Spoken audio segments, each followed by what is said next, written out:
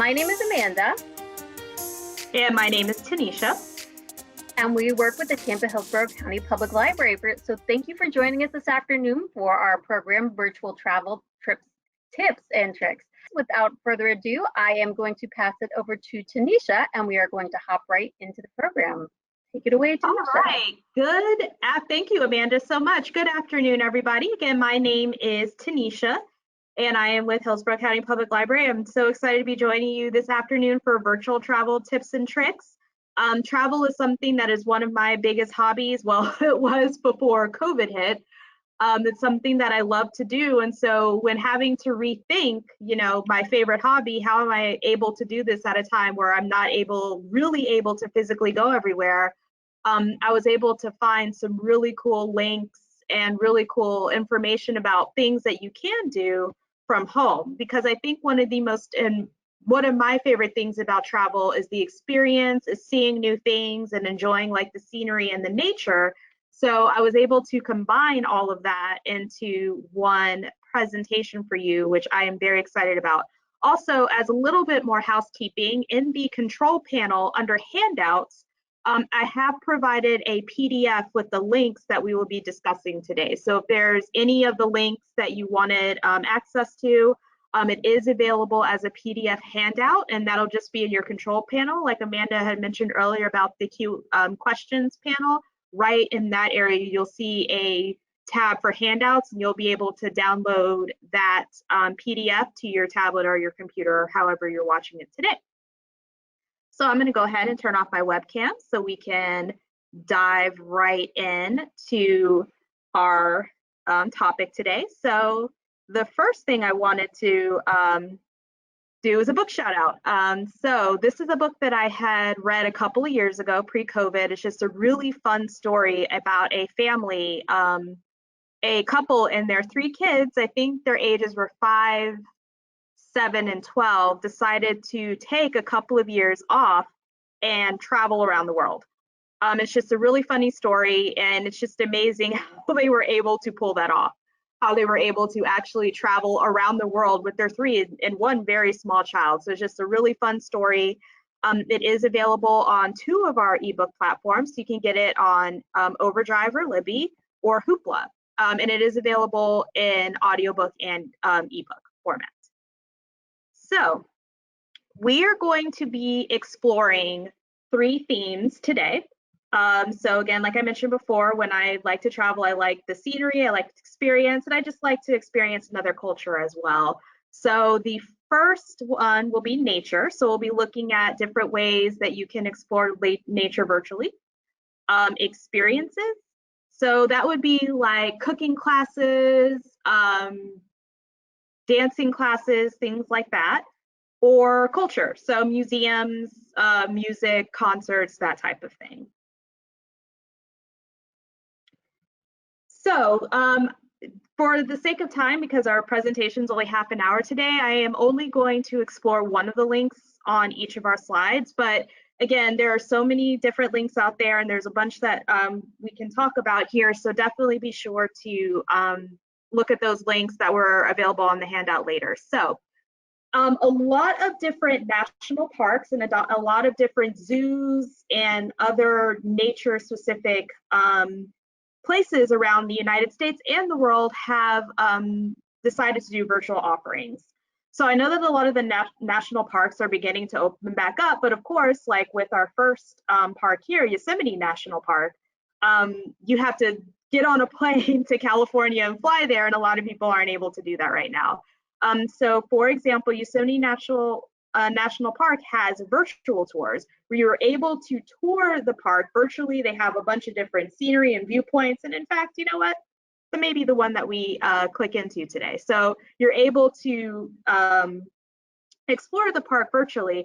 And as an aside, for a lot of the nature-specific virtual tours, a lot of them also offer VR, virtual reality tours as well. A word of warning to those that might be prone to motion sickness, I am one of them. That is something to be aware of if you are wanting to do one of those virtual tours. It is definitely disorientating, as I personally found out. So that is something as a word of warning. If you are prone to motion sickness, just be aware that if you do one of the VR tours, it could be, you know, a little disorienting. And a lot of those tours are available through free apps like Google Cardboard.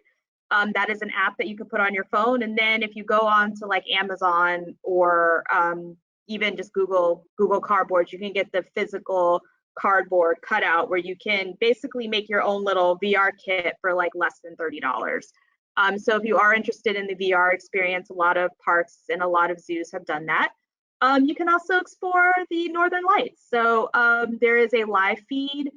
May not be live feed at this point, but there is a feed where you can, you know, play a night of the Northern Lights. And with zoos, a lot of zoos around the country were doing this, especially when they were closed, like lockdown, you know, earlier in March and April when everything was locked down. A lot of zoos had what they called zoo cams. So they placed cameras all throughout the zoo where you could see what the animals are doing. This is something that is also very kid friendly. So if you have any children in your home or if you know of any children that are really interested in animals, they're able to see what the animals are doing live. One of the best ones that I found was the San Diego Zoo. I thought they did a really good job of providing a variety of animals that you could look at and see what they're doing. Like they had, you know, like the giraffes, the koalas, and everything. And I thought that was really cool. I did look to see if our zoo, our local zoo, Zoo Tampa, was doing anything like that. They may have done it in the past when they were like closed, like again in early March or back in March and April when they were closed. But I know that they have recently reopened, so they are open to the public again. And unfortunately, they're not doing anything virtually, but there are a lot of other zoos around that are doing that. So let's pop over to, let's explore one of our first ones, Yosemite National Park. Just gonna open it up real quick.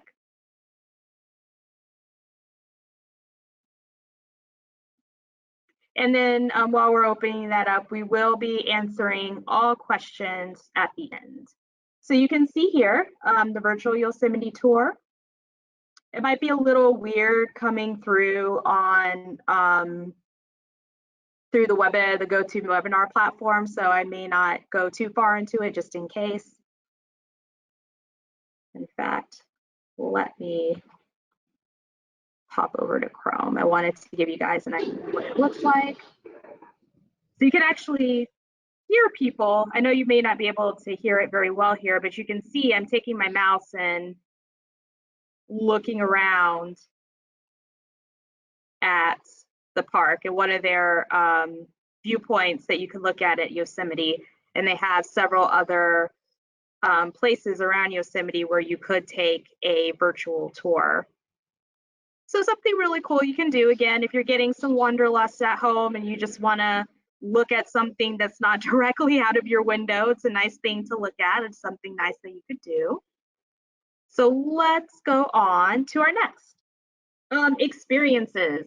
So experiences is one of my favorite parts of travel, is just going to a new place and experiencing something I've never had before, whether it be a concert, whether it be an opera, whether it be a cooking class. That's something I did in New Orleans, where I did a cooking class. It was one of my favorite travel things that I've ever done.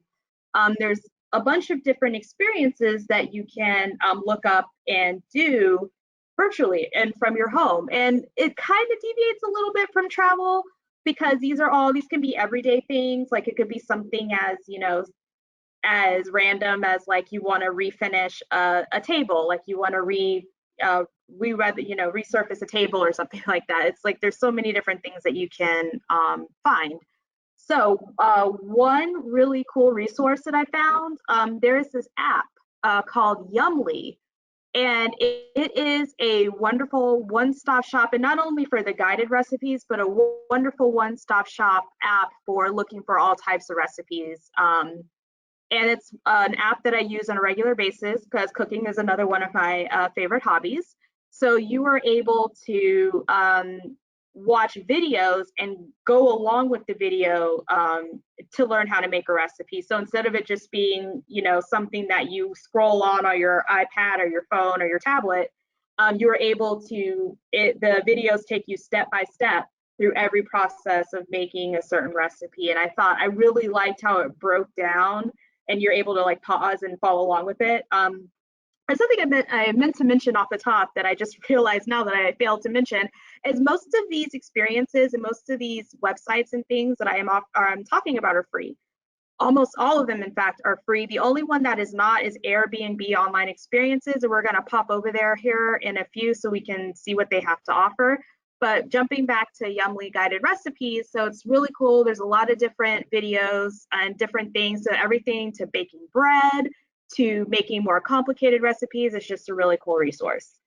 And then a lot of you are probably already familiar with the platform and the app Airbnb. For those that may not be, Airbnb is essentially a app where you can book a place to stay for like a vacation, for work, or anything. So I use it a lot when I travel. In fact, I prefer Airbnbs over hotels when I travel. So it's just a really cool way to connect with other people. It's a really cool way to stay, like if you want to stay in a neighborhood instead of staying in a touristy area, it's a really cool platform to use.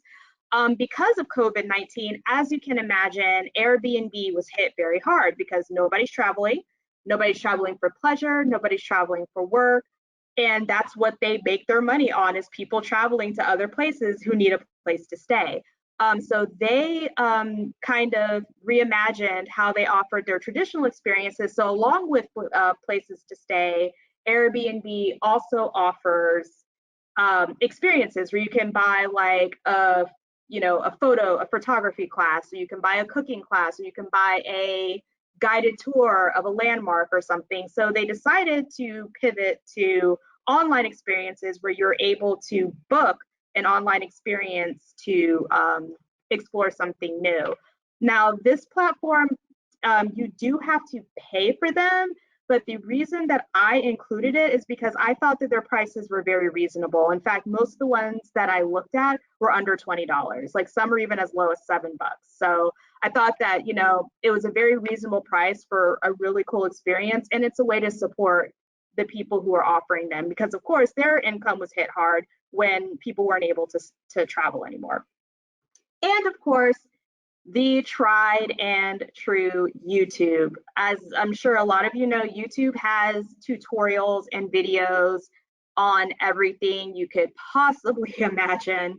If you wanted to do a video tour of a cathedral, if you wanted to find a how-to onto how to make, you know, bread, whatever you want, of course, YouTube has it.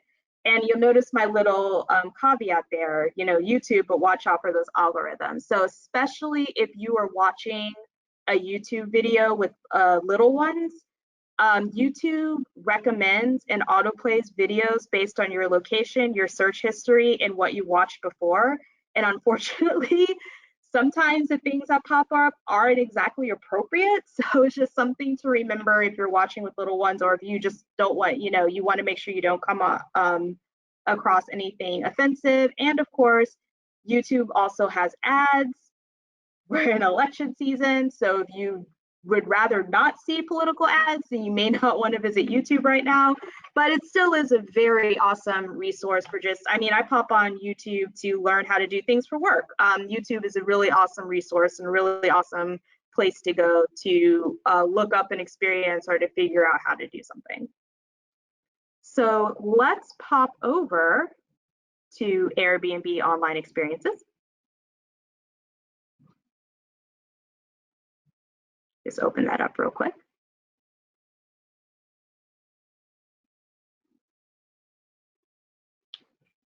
So you can see here, online experiences. So they offer, they're having a push for their Broadway and online entertainment experiences. So you can see those are a little bit more expensive than some of the other more traditional ones that they're offering. You can see here, there's a gentleman offering a coffee masterclass. It's only $9. a scavenger hunt for only like $6, a magic show for the whole family for $15. So you can see here all types of different experiences that you can book. I'm saying in air quotes, like you guys can see me, but that you can book that you can do. And a lot of those prices are very reasonable. So if it is something, even though it is a paid one, if it's something that you're really interested in, or if you have a child or anybody in your family who's really interested in it, it's something really cool that you can do. And I'm going to pop back over to our last slide, one of our last slides of the day, culture.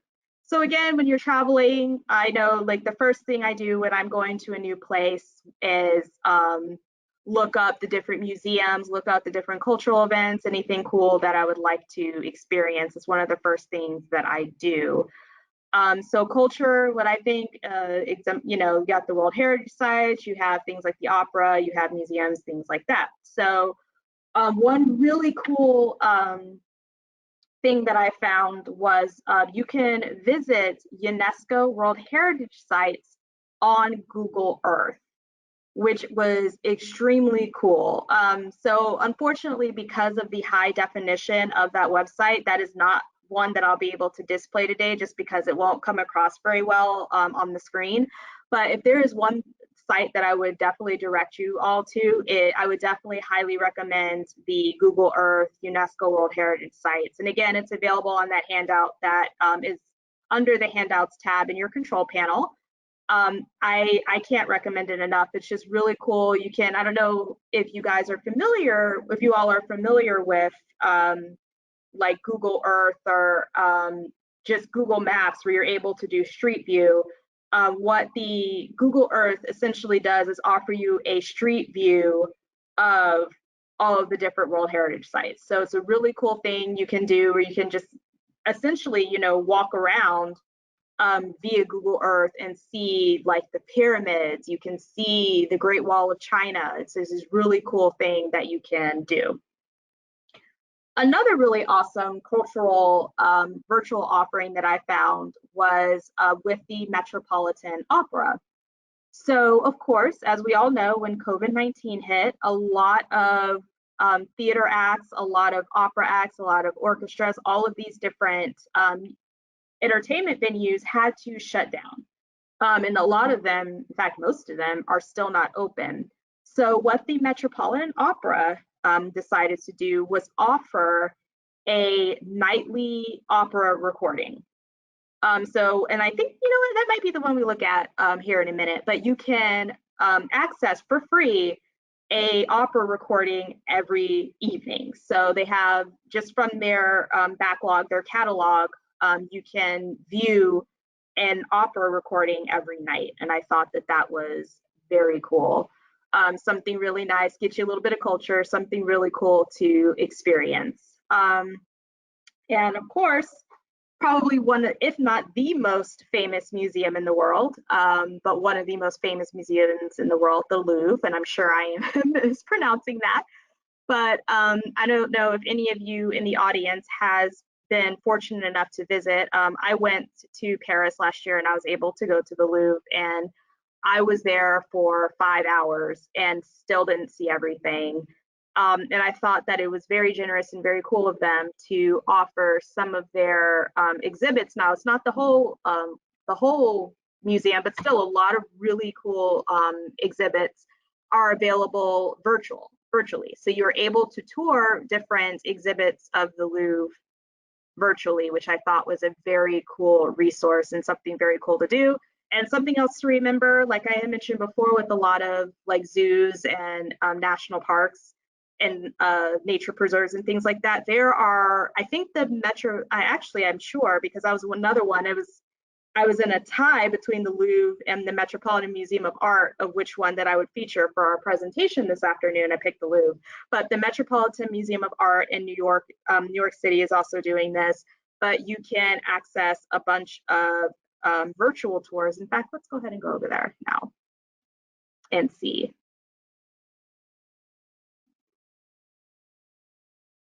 Oh, good. And when I looked at it before, it came up in French, but it came up in English. So you can see the different exhibits that you're able to access. And of course, again, these are all for free. So you can access these, you can take a look around, and you can see the artwork, you know, in the Louvre for free.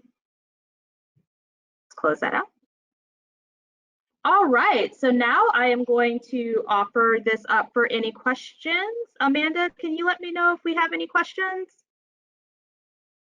Okay, it looks like we don't have any just yet, but this is a good time to remind people that the question section is there in your control panel. So if you saw anything, and or like comments, if there's anything like, hey, let me recommend a museum I've been to or I've done online, we'd love to share that with the other viewers as well.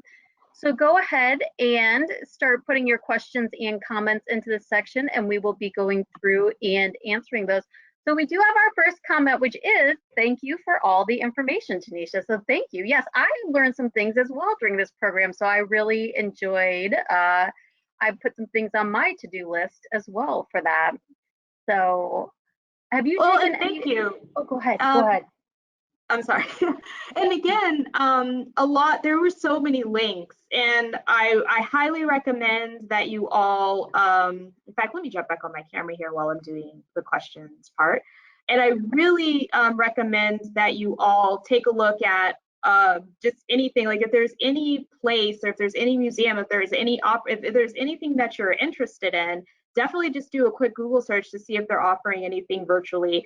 And in the handout that I do provide, I also include 2 links of where I was able to find a lot of this information, because in both of the initial links that I looked at, there were like about 40 different links in different places. And, I had to condense this all down to half an hour. So I just picked out the ones that I felt like were the most interesting.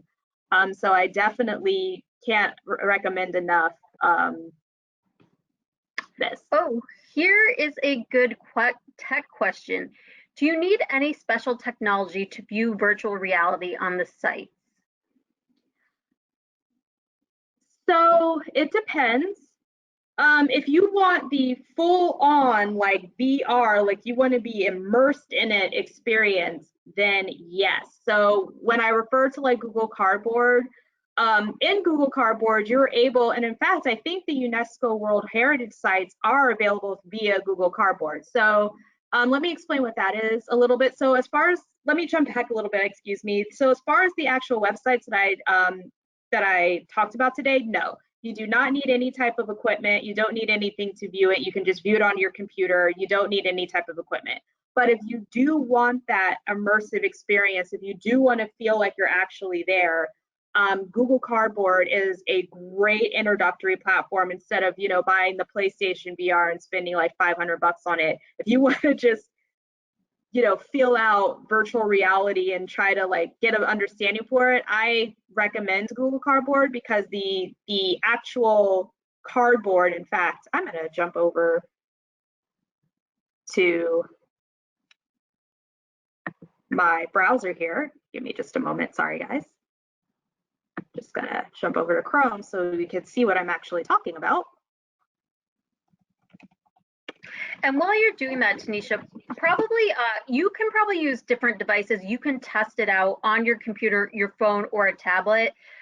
It will probably be, each site is going to have probably different technology, but they will let you know the operating system you need to use that. It'll be somewhere on the website, the operating system.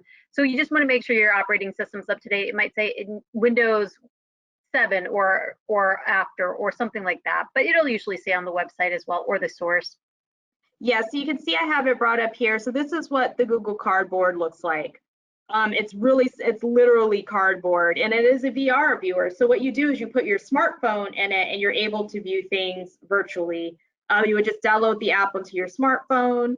You put the smartphone into the cardboard. I call it a cardboard contraption, and just by looking real quick, they're as cheap as $8. So that is $8. So that is something that if you want to like dip your toe into the VR world, that's a good introductory. And again, I'm just gonna say it again because I figured this out the hard way. If you are prone to motion sickness, just be aware that that'll happen. So just be yeah, just be aware of that. But for people who can handle it, it is a really cool experience. Were there any other questions, Amanda? Yes, two more thank you comments. Just saying thank you for sharing things they've never seen before.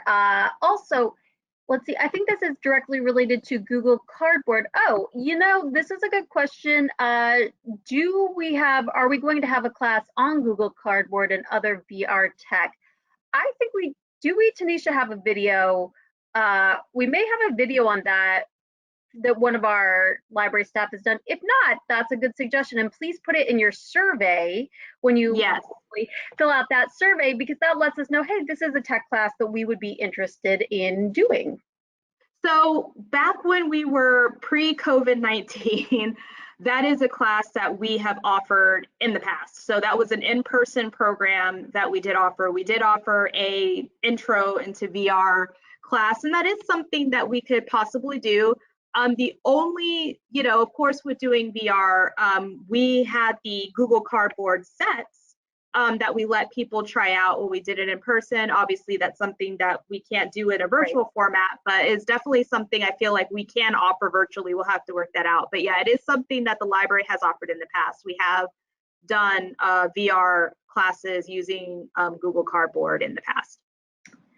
Okay, so another question we have is, did you run into any language issues? You mentioned the Louvre in Paris, and a lot of these are different world sites.